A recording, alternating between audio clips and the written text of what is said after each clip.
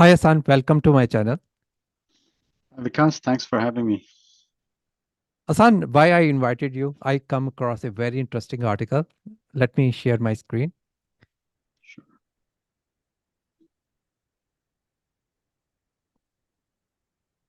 The article is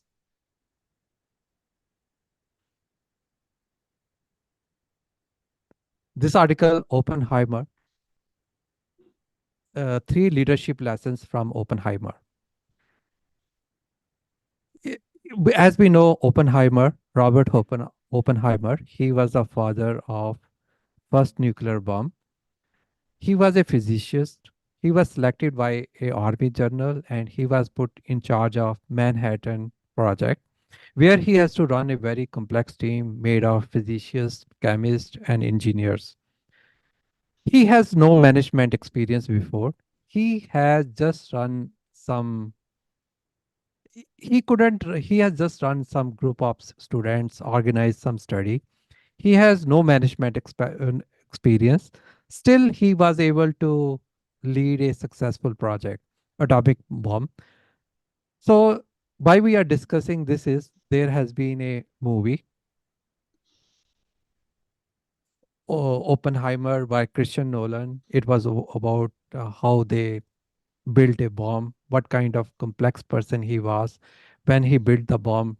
Afterwards, he was wondering whether he did the right thing. So we will not go into right and wrong of nuclear bomb.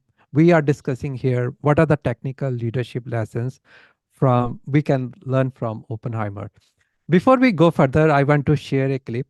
Uh, it's not related to our talk, but it's very important. Let me share one clip from the movie where they were worried what they are going to do.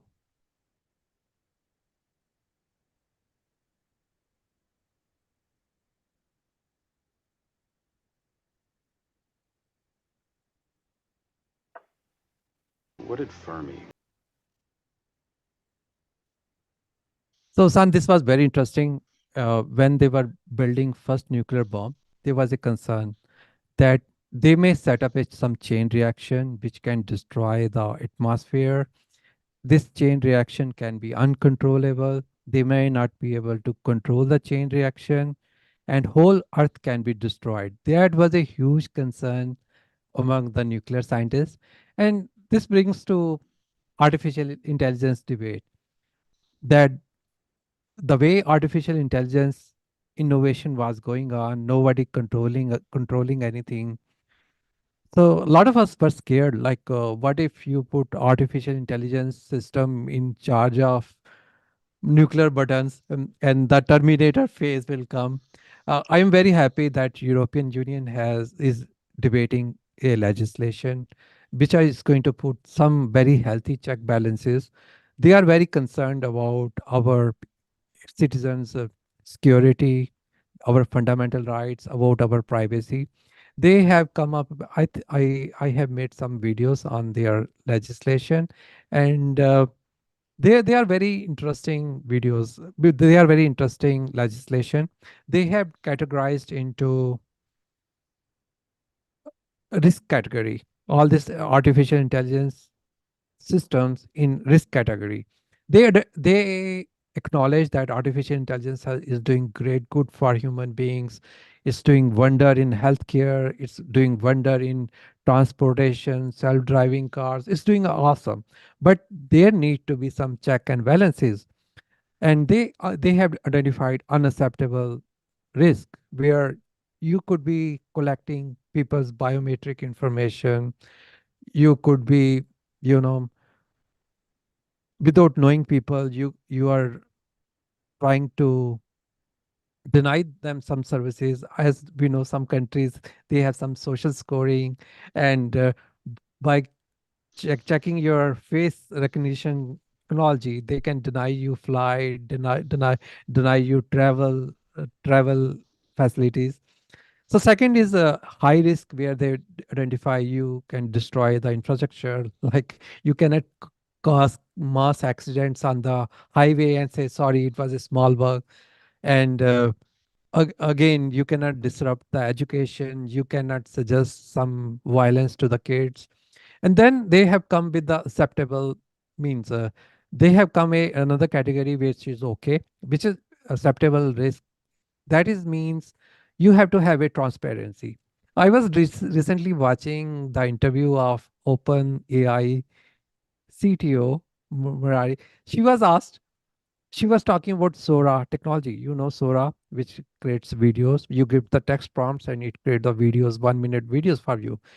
And the interview was on Wall Street Journal. It has gone viral for wrong reasons. The journalist asked the CTO, how you are training your model? What are the videos you are using? Are you using YouTube video? And this CTO didn't have clear answers. So I'm very glad European Union legislation tells them, you have to tell them how you're training your model. Are you using some copyrighted information? Means people need to know. And I know last time we debated in last time we debated that artificial intelligence, you said that we should be worried about the use. And now, not about the model. I'm glad you need to add some transparency to your model also. It means you cannot steal others' information. People need to know what data you are using. Are you using good data? What kind of data you are using? Like the last scene where he's telling Einstein that we couldn't control the chain reaction. We don't want to go into the politics, but it did start the Cold War. There is still danger of nuclear war destroying the earth. So going back to the leadership, or to Oppenheimer leadership, uh, the his capabilities, his abilities were listed. It seems he was gifted with these qualities which helped him to finish this complex scientific project very successfully. The first thing was recruitment. He was just a professor. He has no recruiting experience. He went out of way to hire the best scientist in the country. He hired the best physicists, best chemists, best engineers, and he pursued them. Let me show you one video from the movie, which show how he was recruiting the people.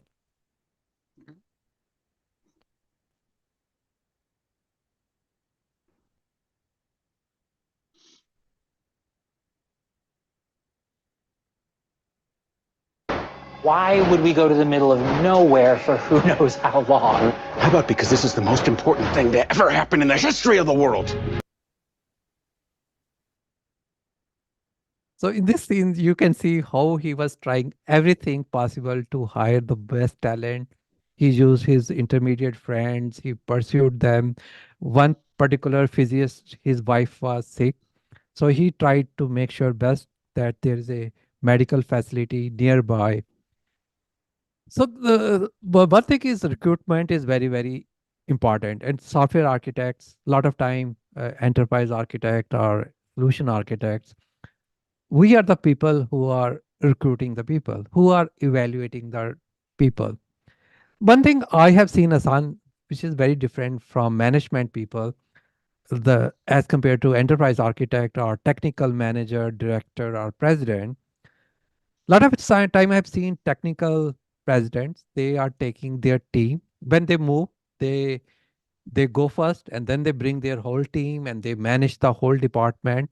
I have never seen enterprise architect as networking, building a team, taking their team member to a organization to build it. So what's the reason, Hasan, are we very introvert? Even extrovert architects are introvert. There was a joke, somebody said, what is the what is the difference between extrovert engineer and introvert engineer? He says extrovert engineers is looking at other person's shoes instead of looking his own shoes. So even for like this technical management managers, director, they have more authority. They can decide your salary package, they can decide your title, they can decide your growth. We have limited stuff to offer, even if we network, We bring the members. All we can do is recommend to the HR and management. So, what is your experience, Hassan? Like, have you seen enterprise architect trying to build a network, building a team, and going with their team to some new project? Well, it's a good question. It's like, you know, yeah, you're right. Engineers are typically introverts. And when engineers become architects, senior architect, enterprise architect, that trait kind of carries on. Right? And also, typically in many organizations, enterprise architecture group kind of works in a silo, as a separate unit under maybe, VP or director of engineering leadership, and then kind of working across different business stakeholders, along with them. So traditionally, yes, it's been kind of isolated in a way, and you gave some examples that we might be responsible for, like in the recruiting process, but may not know all the details about salaries and whatnot. But uh, they're a mixed breed. I think there are some cases where the senior level architects are involved in some of the review process and whatnot.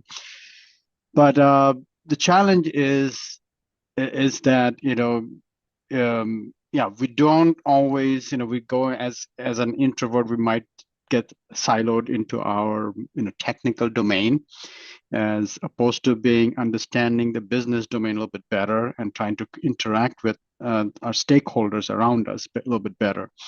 um, I don't know whether we don't get always enough maybe management training, like more like a we have like an individual contributor to a little bit more management training. I think that's kind of also needed to kind of balance our growth, the architect's growth a little bit.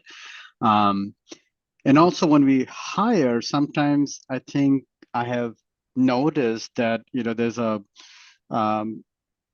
you know how we're building the team. Sometimes we may not pay that much of an attention. Is that sometimes we may not bring somebody who might be more experienced in certain areas, but not necessarily in every areas. So I think that's okay. I mean, that's it's like because we need to build team with some complementing skills, complementing capabilities within us, so that we can grow from each other. I think that's probably been a little bit of lacking in some ways, but I've seen some cases where where there's enough freedom, there for the team to kind of operate and to kind of grow, and also kind of who you interact with. But of course, it kind of has to somewhat come from the leadership as well, to kind of guide the team, perhaps leadership, playing as a mentor to the team. So that is also kind of needed. I think a lot of people needs mentors. I don't think people make a big jump that, okay, no experience in managing people to a big jump. As you gave an Oppenheimer's example, he didn't have any prior experience. Maybe he had some mentors. Maybe I don't know the details, because I Yes, sir. read a few things. I haven't seen anything like that. Maybe he had some mentors along the way who helped him take that step. You know, um, so that's always important. Yeah. Thank you, Hassan. That is very good perspective. Second quality was about him was communication. And when we talk about communication, or we think, oh my God, the people whose first language is English, they must be good communicators. I'll give you some examples I have seen. So he has to talk with different people. He has to talk with chemists. There were physicists who were more knowledgeable than him. He has to talk to engineers. He has to talk people from army. So he has the capability who somebody nicely said he could talk in English. For a technical person, even his first language is English, talking English is very, very challenging. I think one thing about great thing was about him is like he used to be in the room full of physicians, chemists, engineers, and they were arguing, talking, they're giving their own perspective, trying to say I'm right, trying to figure out the solution. He would listen to everybody, and then he will t- uh, articulate, okay, whatever everybody said, and then he will take a final decision, and everybody will accept the decision. Coming to communication, San, like once I saw one where there was a database engineer. He was very, very smart. He knew his stuff. He would get the problem solved. He sent a email to vice president, which was so technical, full of technical jargons, so DBAs. And like vice president said, like, can you explain me what problem of customer you are trying to solve? What do you mean? So for coming to architect, I think architect, they have to talk to people from management. They have to talk to business people. They have to uh, talk to developers. And a lot of people, technically strong people, think, okay, I love technology. I don't have to work on my communication. I will work with, I'll become architect. In some way, I think architect job is hard. He has to explain technology to non-technical people. Manager may say, okay, technical management say, okay, architect will explain you the technical stuff. So what do you think, Right. Asal, about communication, and what are like your tips for technical people to communicate to non-technical people?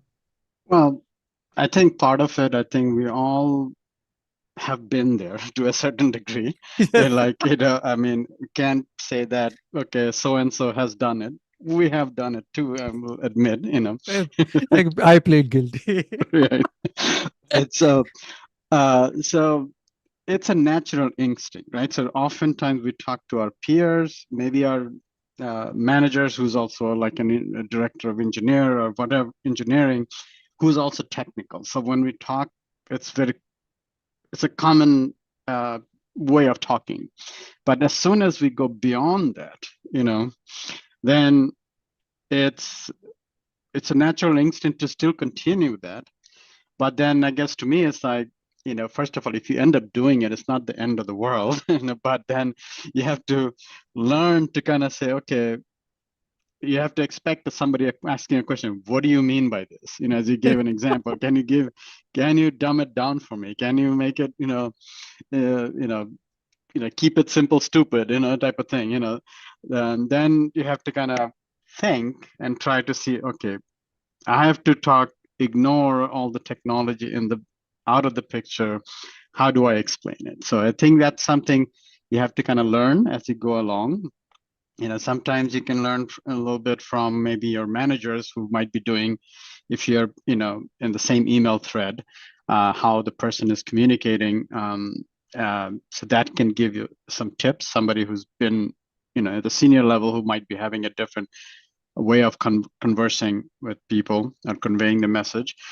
So I think those things we have to, we can't, I don't know whether we can really read a book and kind of say that, No, no. that learn. It's a thing, it's more like you observe, you know, as I said, you make a mistake, somebody challenges you, don't get defensive. It happens to pretty much every engineers and architects.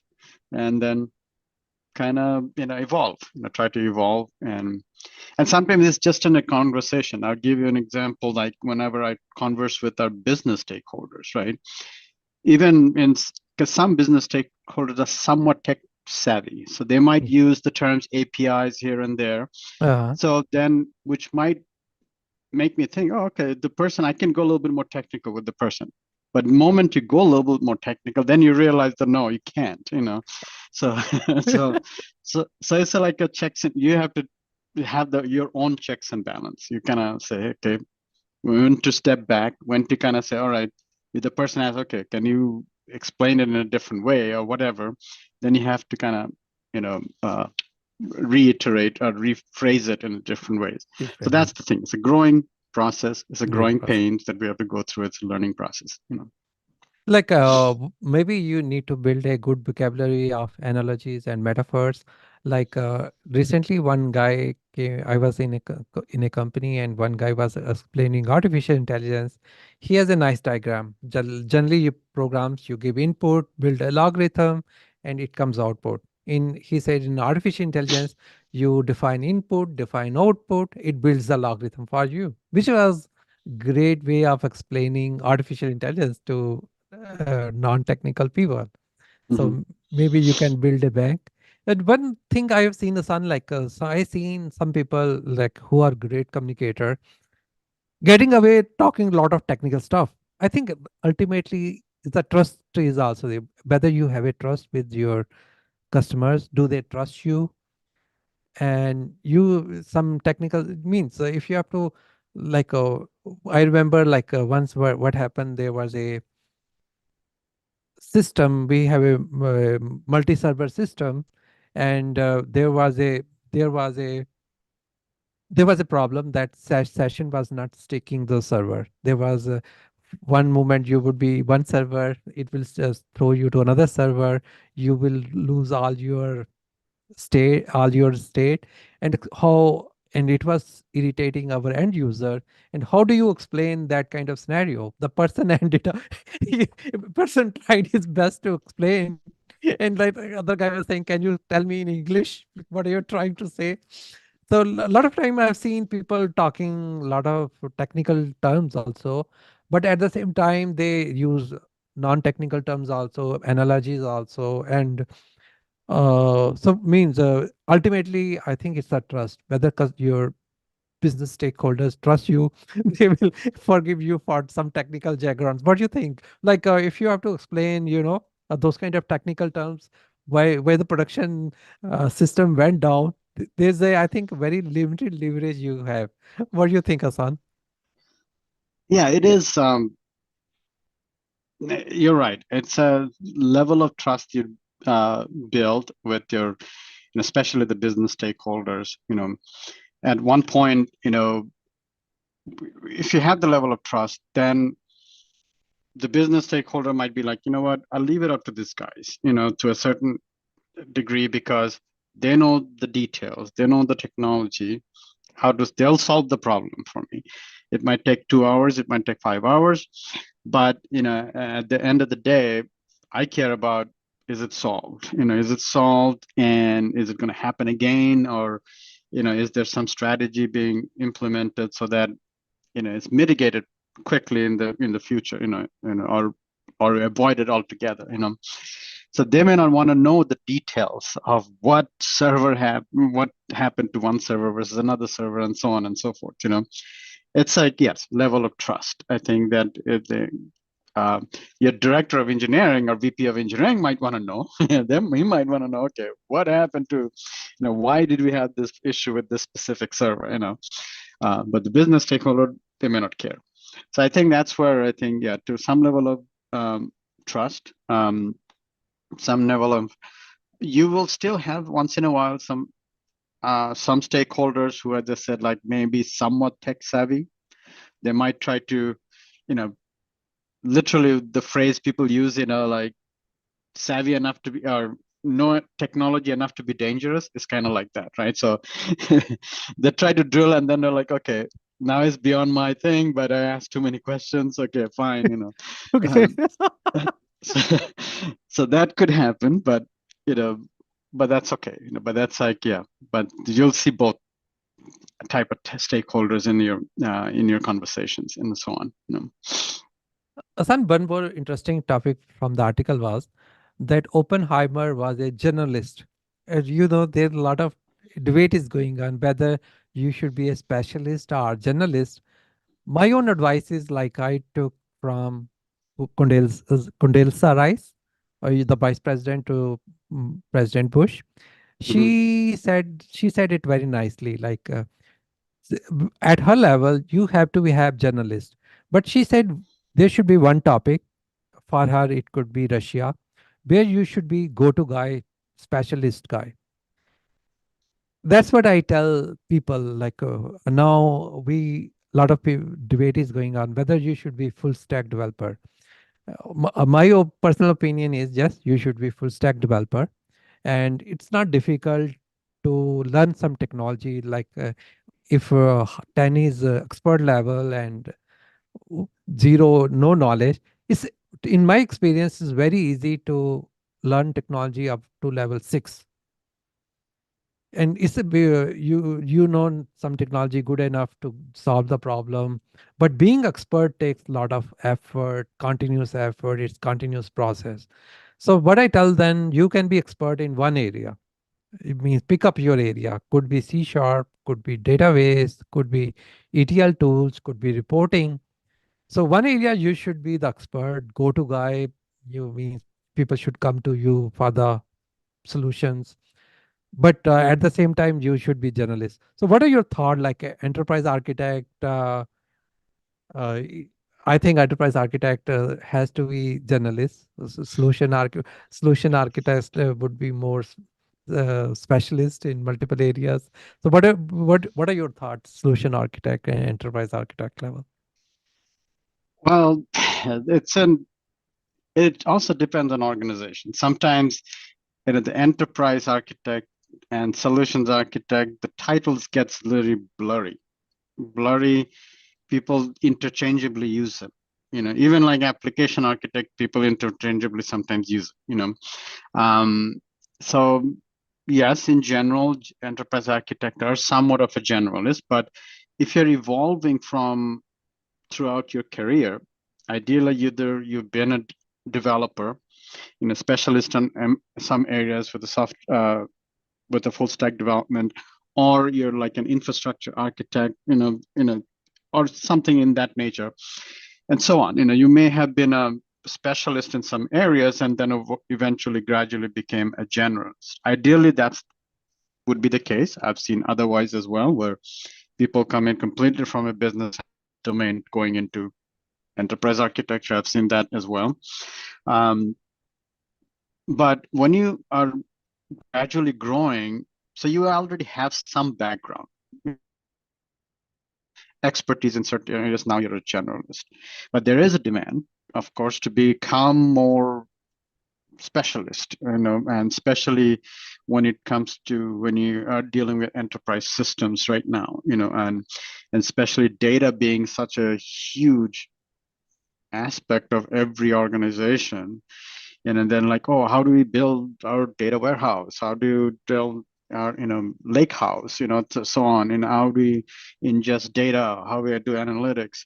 But as an enterprise architect, ideally, I should be generalist enough where I work with the right people, but there's also a demand that, okay, I need to know enough to kind of drive that solution, drive that architecture and decision making, and so on. And sometimes even the specialist in, let's say, those who are ETL expert, they might look at an enterprise architect, hey, you got to tell us whether we should be following this pattern or not. Um, so ideally, generalist, and evolving from something specialist, but also at the same time, with all the changes, all the things that's happening, in terms of technology and in an enterprise world, we have to be open to be a little bit more, build our knowledge in some areas, enterprise knowledge, I guess I would say, to have some idea to have the right conversation. Yeah, like, that's what like means. If you journalist, you could come out of college and become, uh, a great enterprise architect. But this is in the industry we learn specialized knowledge, and that's what liked your idea that okay, you were specialist. The idea is, I think, to be open to learn other technologies, right?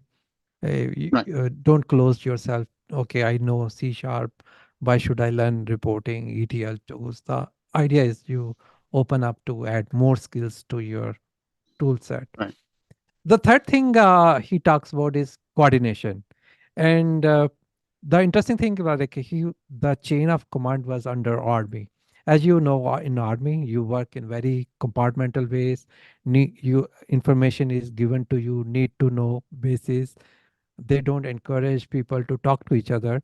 Whereas he came from university, scientist community. He belonged to scientist community where people talk to each other, share ideas. He made sure during the project that people should be allowed to talk to each other. There were physicists, as we know, chemists, engineers. They are all talking, and if as he found out, like when there was a lot of interesting things happening. When the problem was in other domain, chances were solution came from different domain. Uh, if son, I was reading somewhere that transistor was how the transistor was invented. It was there were two engineers, and they brought a theorist who has no technical background. He forced them to think out of the box, and that's how transistor came into picture. And that's what they learned. The people from other area took as a challenge and solved the problems from other area, and that's how you could build such a complex project. Everybody felt part of the project. Means everybody felt they were doing. They had a meeting. I think he must be the first one who came with scrum meetings after every week. Everybody meeting, stand up Mm. meeting. So everybody felt part of the project, and people felt loyalty towards him because he pushed the army management back. And son, like I have not seen recently, means I have not seen anywhere where you worked in very close department. Generally means if you need some information, you can go to somebody, you can ask the questions, and I think now our corporate world is very much geared towards collaboration. uh, there are generally no physical or logical roadblocks. Nobody is saying, okay, you cannot go and ask somebody. You have to go through proper chain of command. You have to do some paperwork. It means people are means as long you don't take too much time from other people, you can talk to people, and people are willing to listen and point to the in right direction. So, what do you think? Like collaboration, the modern uh, corporate world has got it right, or you have seen different variations? There's still room for improvement. Well, there's always room for improvement. That's always there to me. But yes, I think most corporations are probably now geared towards improved collaborations, and it's like few ways. In fact, there's even like the office spaces are being Mhm. restructured. There's no Research. longer a lot of places, even where we are, not like those boxy cubicles anymore, right? Mhm. It's like a relatively open space, and even Space. in fact, for us, we don't have a fixed space. We just use an app to kind of reserve a desk, and we go there. Whether where we sit, it doesn't matter at that stage. Same thing is that you know whether collaboration with the business stakeholders versus technology stakeholders is always happening. You're right. As long as people then have some time, and as long as I don't waste a lot of times, nobody nobody objects, and people are willing to collaborate with you. It's like so I think things have changed quite a bit, I think, in that regard. I think and which is for the better, and which is for the better, and I think um it's always improving. I've attended some startup uh, events, innovation events, and I also at one stage worked for a small startup a little bit, and which is important. Like sometimes people are working crazy hours, but there's always constant collaboration, which is needed. People are wearing many hats. So I think so that's why it's a must have right now, and I think everyone is gonna um, are following are setting the right environment for better collaboration. Yeah. Is there means is there a thing for enterprise architects? I think enterprise architects only for architects and enterprise architect only to do is like if there's no collaboration, we need to encourage collaboration.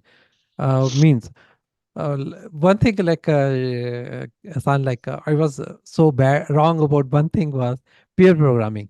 Initially, pair programming, I was not sold to pair programming. It looked like a time waste. Two people working on a computer, you know what kind of environment we have worked together.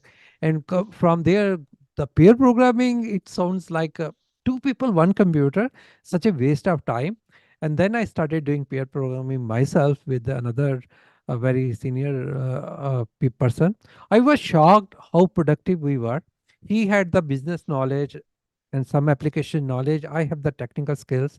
And we used to build things very fast because we were collaborating, and he was filling in some area, I was filling in some area. So I have some places encouraged peer programming, collaboration, where like these were companies, they were old traditional companies where they were moving to agile world. And means most right now everybody is following agile, everybody has stand up meetings, everybody has a lot of meetings. So only thing I saw room for scope was pair programming, people working with each other. So what are your thoughts on like what is the action item for architects or enterprise architects? Um, a- at an enterprise level, we have to collaborate because Collaborate. one of the things that you know at least personally I see that I personally like to understand the business domain, how things work, how it's not just for data modeling perspective, it's like how the process really works. Process really works. What are the business really doing on a day-to-day basis to kind of, if we are um, just I'll give you an example. Like in a pharmaceutical industry, like we have a drug development takes a long time. It could take up to 10 years before it goes out in the market. And when a drug goes through different trials, like human trials at place, that's a long process. And it has different phases of the trial.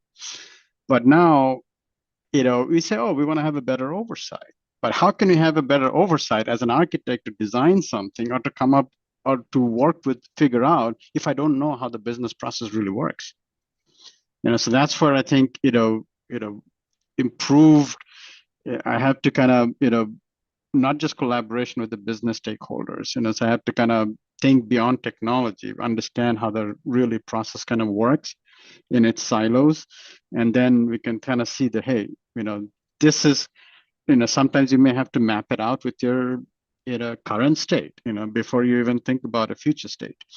And oftentimes in this industry, there's so many tech tools and technologies that are used to solve in a silos of small little problems, but it's very difficult to kind of visualize at a higher level that, okay, what problem are we solving? Everything is a big problem.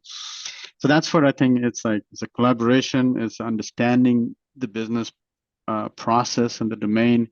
What there's, healthcare, finance, biopharma, doesn't matter, trying to get and understand how the people does their stuff. We can come up with a solution, the business goes, it doesn't work for me. It might be very fast what you're doing, but it doesn't work for what I'm trying to do. It looks cool, Let's go.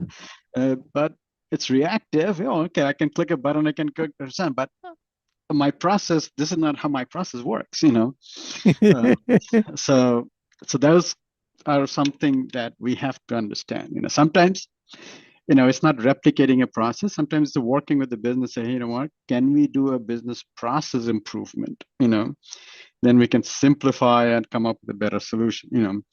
So that's another big challenge, which is also part of enterprise architecture. Oftentimes is overlooked, because we go straight into the technology quite a bit.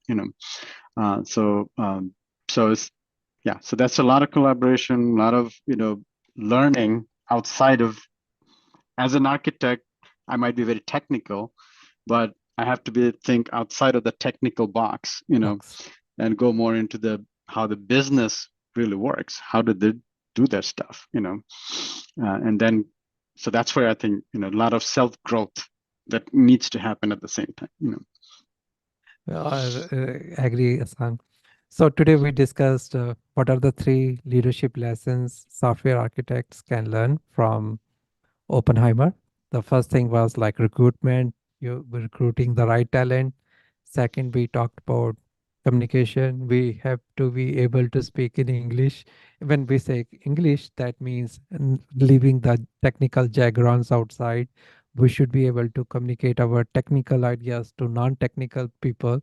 And third thing is collaboration. We have to make sure the environment we are working is collaborative, and we have to encourage our team members to collaborate with each other. So thank you very much, Asan, for joining me. Thank you Yeah. for your time. So see Thank you you for next having time. me. Yeah. Yeah. See you. Have a good one.